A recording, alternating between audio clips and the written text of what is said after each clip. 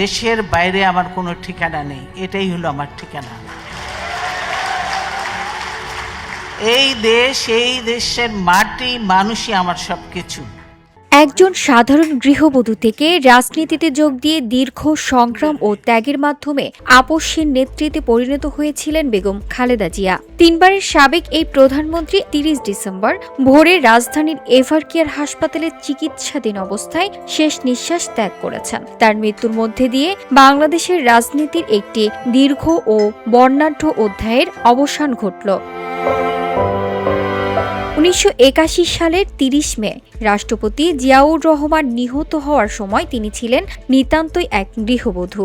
তখন বিপর্যস্ত বিএনপির হাল ধরতে ১৯৮২ সালে ২ জানুয়ারি তিনি দলের প্রাথমিক সদস্য হিসেবে যোগ দেন। মাত্র এক বছরের মাথায় তিনি সিনিয়র ভাইস চেয়ারম্যান এবং ১৯৮৪ সালে বিনা প্রতিদ্বন্দ্বিতায় দলের চেয়ারপারসন নির্বাচিত হন।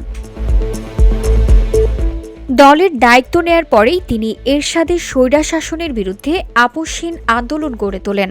কোনো ধরনের সমঝোতা না করায় তার এই সংগ্রাম এরশাদের পতনের ত্বরান্বিত করে এবং ১৯৯১ সালে নির্বাচনে জয়ী হয়ে তিনি দেশের প্রথম নারী প্রধানমন্ত্রী হন। পরবর্তীতে ১৯৯৬ ও ২০০১ সালেও তিনি প্রধানমন্ত্রীর দায়িত্ব পালন করেন।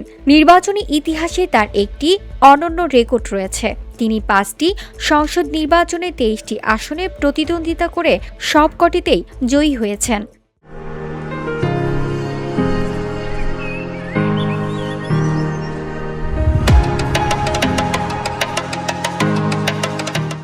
তবে ১১১ সময় থেকেই তার ওপর নির্যাতনের খড়গ নেমে আসে। ২০০৭ সালে গ্রেফতার হওয়ার পর তাকে দেশত্যাগের জন্য চাপ দেওয়া হলেও তিনি দেশ ছাড়েননি। এরপর বিগত ১৫ বছরের আওয়ামী লীগের শাসন আমলে তিনি চরম নির্যাতনের শিকার হন। ২০১৮ সালে কারাগারে যাওয়ার পর থেকে তার শারীরিক অবস্থার অবনতি হতে থাকে। বিএনপি নেতাদের অভিযোগ, কারাগারে তাকে সুচিকিৎসা না দিয়ে মৃত্যুর দিকে ঢেলে দেওয়া হয়েছিল। ৫ আগস্টের পট পরিবর্তনের পর তিনি মুক্তি পেলেও লিভার সিরোসিস সহ একাধিক জটিল রোগের কারণে তার অবস্থা ছিল সংকটপূর্ণ।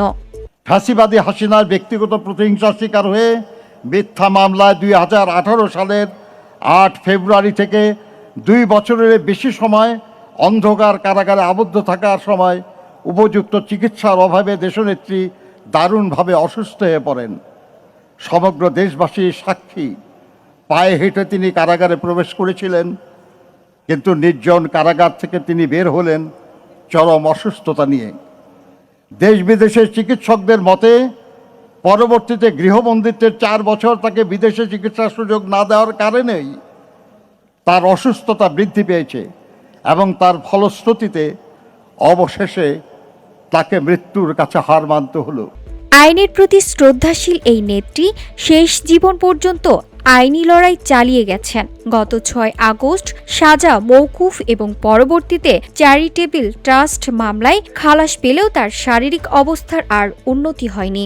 অবশেষে ৮০ বছর বয়সী এই মহিয়সী নেত্রী কোটি মানুষকে শোক সাগরে ভাসিয়ে না ফেরার দেশে চলে গেলেন। তার মৃত্যুতে দেশের রাজনৈতিক অঙ্গনে তৈরি হয়েছে এক অপূরণীয় শূন্যতা। VOD Bangla news desk.